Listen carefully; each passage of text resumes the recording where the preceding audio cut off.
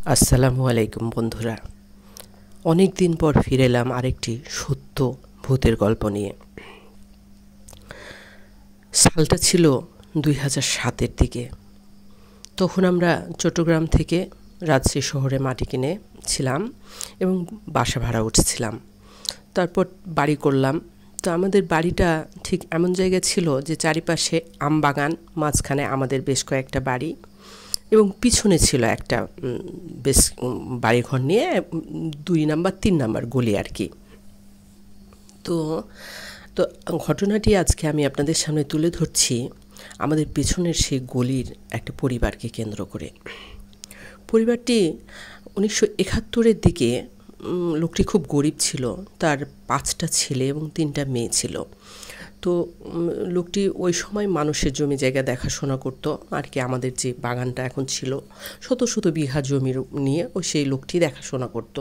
তো জমির মালিকেরা তাকে করে মানে থাকার জন্য বিঘাখানিক জায়গা দিয়েছিল। এখনকার মতো এত দাম তো তখন ছিল না। তো লোকটিকে জায়গা দিয়েছিল। তো লোকটি সেই জায়গার উপর বাড়ি করে তার বউ বাচ্চা নিয়ে বসবাস শুরু করে। পরবর্তীতে আমরা যখন 2007-8-এর দিকে বাড়ি করি, পরে থেকে যে ঘটনাগুলো আমরা দেখে আসছি সেটাই আজকে আপনাদের সামনে তুলে ধরার চেষ্টা করব। তো পরে এই পরিবারটা আস্তে আস্তে আমরা জানতে শুরু করলাম। ওনার মানে মহিলাটাকে আমি চাচি বলতাম, যেহেতু আমাদের বাড়ির কিছুটা দূরে তাদের বাড়ি। আমরা নতুন এসেছি আমাদের নতুন বাড়িতে। তো পরিচিত হতে আসতো, কথা বলতাম এবং লোকটাকেও চাচা বলে সম্বোধন করতাম। তো তার ছেলে মেয়েগুলোকে বিয়ে হয়ে গেছিলো ততদিনে। তো আমার জানা মতে 3টা ছেলেকে আমি দেখেছিলাম, আর 2টা দূরে থাকতো চাকরির সুবাদে। একটা চাকরি করতো সচিবালয়ে, আর একটা চিটাগাংয়ে থাকতো, আর একটা বাড়িতেই থাকতো, ব্যবসা করতো। আর নিচে 4 নাম্বার এবং 5 নাম্বার যে ছেলে 2টা, এই 2টা একদমই বকে গিয়েছিল। বোনগুলোর বিয়ে হয়ে গিয়েছিল। তো এই বকে যাওয়া ছেলে 2টির মধ্যে এই 4 নাম্বার ছেলেটিকে নিয়ে আজকে আমার গল্প। তো এই ছেলেটির নাম সোহেল ছিল। তো এই সোহেলের বয়স যখন 10-12, তখন থেকে সে মানে মানুষের গাছের ফল মূল এটা সেটা চুরি করা শুরু করে। তো বাবা মা কিছু বলতো না, যেহেতু বাবা মাও তো শিক্ষিত ছিল না এবং ধার্মিকতাও বেশ কিছু জানতো না। তো এটা স্বাভাবিকভাবেই ছেলে চোর হয়ে উঠেছিল, তো কিছু বলতো না। এভাবে আস্তে আস্তে আস্তে আস্তে যখন ছেলেটার বয়স 18 হয়, 18-19 এরকম আর কি, তখন তারা বিয়ে দিয়ে দেয় ছেলেটার। তো বিয়ের পরেও ছেলেটা তখন তার সংসার হয়। ছেলেটা যখন আর চুরি করা ছাড়ে না, এলাকাবাসী আস্তে আস্তে কমপ্লেন দেওয়া শুরু করে এবং ঘনবসতি শুরু হয়, বাড়িঘর চারিদিকে হয়। তখন ছেলেটার বিরুদ্ধে সবাই তার বাবা মাকে বলে। তো বাবা মা কিছুটা শাসন করে, কিন্তু সেভাবে শাসন করতো না। এক পর্যায়ে ছেলেটা বাইরে চুরি করা বাদ দিয়ে তার বাবা মার থালা বাটি, কাঁসার, তখন তো কাঁসার প্লেট বাটি গ্লাস এগুলো নিয়ে মানুষ ভাত খাওয়া দাওয়া করতো। এখনও গ্রামে অনেক জায়গায় করে, আপনারা জানেন। তো সেই প্লেট বাটি চুরি করা শুরু করলো। তো যখন তার বাবা মার প্লেট বাটি চুরি করা শুরু করলো, তখন তার বাবা আবার টনক নড়ল। তখন তার বাবা মা তাকে নিয়ে যে জেলে পুরে এলো, পুলিশদের হাতে তুলে দিল। তারপর সে জেলে থেকে কান্নাকাটি শুরু করলো। তার মা প্রায় প্রতিদিন খাবার রান্না করে নিয়ে যেত, আর ছেলের কান্না দেখে মায়ের মন আবার গলে যেত। তখন 2-3 মাস পরে ছাড়িয়ে নিয়ে আসতো। এরকম করতে করতে বেশ কিছু বছর পার হয়ে গেল। তার 2-3টা বাচ্চা হলো সোহেলের। বাচ্চা হওয়ার পরে একটা সময় এ পাকা চোরে পরিণত হলো। আমার নিজেরও বেশ কিছু মুরগি চুরি করেছে, আমিও ভুক্তভোগী ছিলাম, এবং আমাদের আশেপাশের সবার চুরি করেছে। সবাই ওর উপর ভীষণভাবে বিরক্ত ছিল। তো তার বড় ভাইয়েরা তাকে শাসন করে পারতো না, তার বাবাও শাসন করে পারতো না। তো তার ছোটো ভাইটাও পরবর্তীতে চোরে পরিণত হয়। তো যাই হোক, আমি গল্প যেহেতু আজকে সোহেলকে নিয়ে বলছি, তো সোহেলকে নিয়েই বলি আর কি। তো এই ছেলেটা দিনে দুপুরে আমাদের বাড়ির সামনে থেকে গাছের ফল, বড় বড় আম গাছের ডাল এটা সেটা কেটে নিয়ে পালাতো। আমরা নিষেধ করলেও শুনতো না। তো যেহেতু আমরা শান্তিপ্রিয় মানুষ, চোর ছাচুরের সঙ্গে ঝামেলায় জড়াতে চাই না, কিন্তু মুসলিম হিসাবে সামনে অন্যায় হলে তো নিষেধ করতেই হবে। সেইভাবে আমরা নিষেধ করতাম, বাধা দিতাম, কিন্তু সে আমাদের কথা শুনতো না। এভাবে চুরি করতে করতে একটা পর্যায়ে সে রাত বিরেতে চুরি করা শুরু করলো।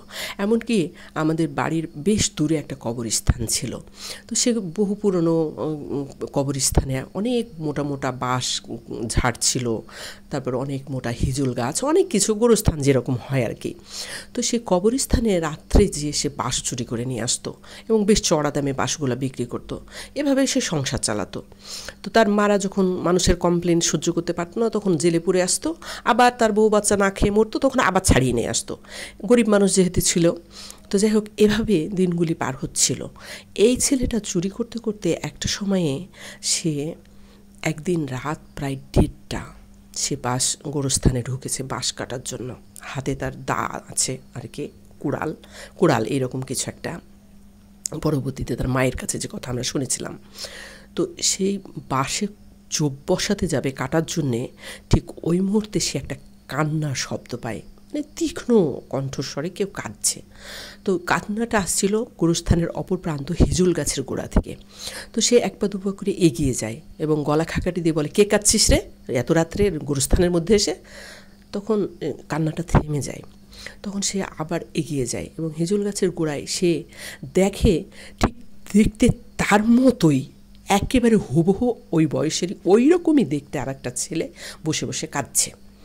তখন সে তাকে জিজ্ঞেস করে, যেহেতু অন্ধকার অত আবছা দেখা যাচ্ছে না চেহারাটা, কিন্তু তার মতোই যে বোঝা যাচ্ছে চাঁদের আলো পড়ছে, কারেন্ট তখন তো অনেক ইলেকট্রিসিটি চলে এসেছে, রাস্তা ধারে পোল থেকে কিছুটা আলো আসছে। তখন সে জিজ্ঞেস করছে, কেন কাঁদছিস তুই এখানে? তখন ছেলেটা তার যে কাঁদছিল সেটা উঠে দাঁড়ায় এবং বলে যে, আমি কেন কাঁদছি সেটা তোমার জানার প্রয়োজন নেই। তাই বলে সে তার দিকে তাকে হাসে। তখন এই সোহেল বলে, কি ব্যাপার, তুই আমার দিকে থেকে হাসছিস কেন? আর তুই কে? এখানে এসে এত রাত্রে কাঁদছিস আমাকে ভয় দেখানোর জন্যে? তখন সেই ছেলেটা সোহেলের কাঁধে হাত দেয়, দিয়ে বলে, বন্ধু, তুমি আমাকে চিনতে পারছো না? আমি তোমার যমজ বন্ধু। তখন এই চোর বলে, কী রে, আমি তো এতদিন শুনেছিলাম যমজ ভাই হয়, কিন্তু যমজ বন্ধু হয় এটা তো কখনো শুনিনি।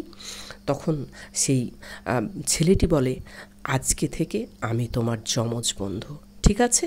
বলে সে তাকে জড়িয়ে একেবারে সজোরে বুকের সাথে চেপে ধরে। বুকের সাথে যখন চেপে ধরে, তখন ছেলেটা একটা বাজে পচা দুর্গন্ধে সেখানে অজ্ঞান হয়ে লুটিয়ে পড়ে।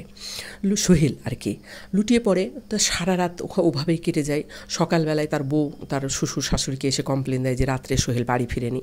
তখন তারা খুঁজে পুরা বাগানময় কোথায় চুরি করতে গিয়ে কী হয়েছে, সবাই খোঁজাখুঁজি করে গোরস্থানে তাকে অজ্ঞান অবস্থায় পড়ে থাকতে দেখে সকাল 8টা-9টার দিকে। তারপর তাকে ওখান থেকে তুলে এনে যাই হোক জ্ঞান ফেরানো হয়।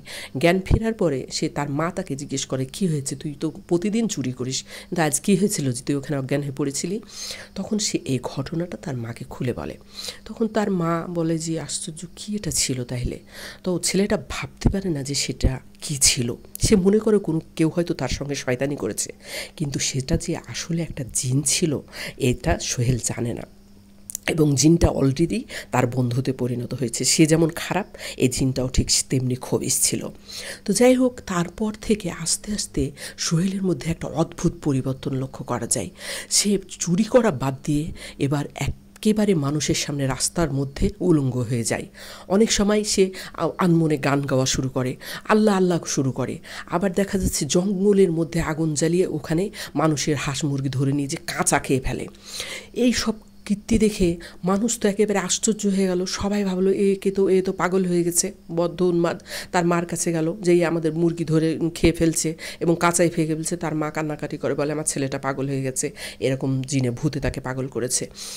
এরকমভাবে আমরা দেখি এবং আশেপাশে যেহেতু আমাদের পাশে আমরাও দেখেছি অনেক রাত্রে গোরস্থানের সামনে সে আগুন জ্বালিয়ে একা বাগানের মধ্যে বসে রয়েছে এবং খুব চিৎকার করে গান গাইছে, জিকির করছে, ওই যে যেমন ভণ্ড মাতালগুলা করে, আল্লাহু আল্লাহু করে যে মাজারে, ওই ধরনের। আর ইচ্ছা মতো সিগারেট টানতো। তারপর আস্তে আস্তে দিন যেতে লাগলো এবং সে তার পাগলামো এবং ভণ্ডামো আরও বেড়ে যেতে লাগলো। আমরা সবাই কেউ সহানুভূতির দৃষ্টিতে দেখতে লাগলো আহারে ওর পরিবারটা কিভাবে চলবে, কিন্তু আমাদের কেন জানি বিশ্বাস হতো না, মনে হতো ও ভণ্ডামো করছে। তো যাই হোক, এরপর আস্তে আস্তে পাগলামো বাড়তে বাড়তে এক পর্যায়ে এই যে রাস্তার ধারে উলঙ্গ হয়ে যেতে লাগলো মানুষের সামনে। তারপর তার ভাইরা ধরে নিয়ে এসে ওকে ইচ্ছা মতো একদিন মার দেয়। মার দেওয়ার পরে বেহুশে বেশ কয়েকদিন পড়ে থাকে। তার বাবা মা কান্নাকাটি করে, ট্রিটমেন্ট করার পরে তাকে সুস্থ করে তোলে। সুস্থ হওয়ার পরে সে কেমন যেন চুপচাপ হয়ে যায় এবং একটা শ্রীগালের বাচ্চা কোত্থেকে সে জড়ো করার পরে সেটা সে সাথে করে নিয়ে ঘুরে। তো যাই হোক, এরপরে আমার জীবনে একটা করুণ ট্র্যাজেডি আসে। আমার কলিজার টুকরো একটা বিড়াল ছিল, আমি তাকে হুলো বলে ডাকতাম। সেই বিড়ালটাকে সে জবাই, আমার বিড়ালটা যেহেতু দেশি বিড়াল ছিল, এ বাড়ি ও বাড়ি ঘুরে বেড়াতো, আর এত সুন্দর দেখতে ছিল, সে আমার সন্তানের মতো ছিল। তো খাইয়ে খাইয়ে তাকে আমি শুধু মাছ সিদ্ধ আর দুধ খাওয়াতাম। তার স্বাস্থ্যটা এত সুন্দর ছিল, তার গায়ের লোমগুলো ছিল সোনালি। তার বাড়িতে একদিন গেছে, সে আমার বিড়ালটাকে জবাই করে তার শিয়ালকে খেতে দিয়েছিল।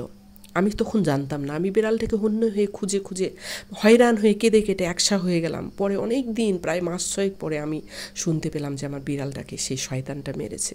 তো যেহেতু পাগল ছাগল, তার বিরুদ্ধে তো আর কিছু করা যায় না। আমি আর মনে মধ্যে তাকে ঘৃণা করতে লাগলাম। তার বিরুদ্ধে আমি আল্লাহকে বিচার দিয়েছিলাম, আমি আর তাকে নাড়তে গেলাম না। এভাবে দিন যেতে লাগলো। সে আস্তে আস্তে পাগলামো থেকে কিছুটা উতরে উঠলো। উঠার পরে আবার চুরি শুরু করলো। এরপরে তার বাবা মা, এর মধ্যে তার দুইটা ভাই মারা গেল। তার বাবা, তার মা বেশ কিছুদিন পর পর মারা গেল। মারা যাওয়ার পরে সে এখন আবার ভং ধরেছে, সে পীরের নাকি মুরিদ হয়েছে। তো যাই হোক, এখন তার সেই যে জিন বন্ধুটা তার সঙ্গে সব সময়ের জন্য থাকে। তার চোখ দুটো রক্তের মতো লাল হয়ে থাকে এবং কবিরাজের কাছে, সে তার বাবা মা যখন বেঁচে ছিল তারা কবিরাজের কাছে নিয়ে গিয়েছিল। তো কবিরাজ বলেছিল, তোমার ছেলে যেমন খবিশ, তার সাথে একটা খবিশ জিন জড়ো হয়েছে, এ কখনোই তাকে ছেড়ে যাবে না। আমার পক্ষে সম্ভব না এই জিন ছাড়ানো, কারণ এই জিন বহুদিন থেকে তাকে গছার তার কাছে থাকার জন্য চেষ্টা চালিয়ে যাচ্ছিল। তো সেদিন তাকে গুরুস্থানে রাত্রে পেয়েছিল এবং সে নাপাক অবস্থায় ছিল, যার কারণে সেই জিন তাকে গোছে নিয়েছিল। গল্পটি এখানেই শেষ।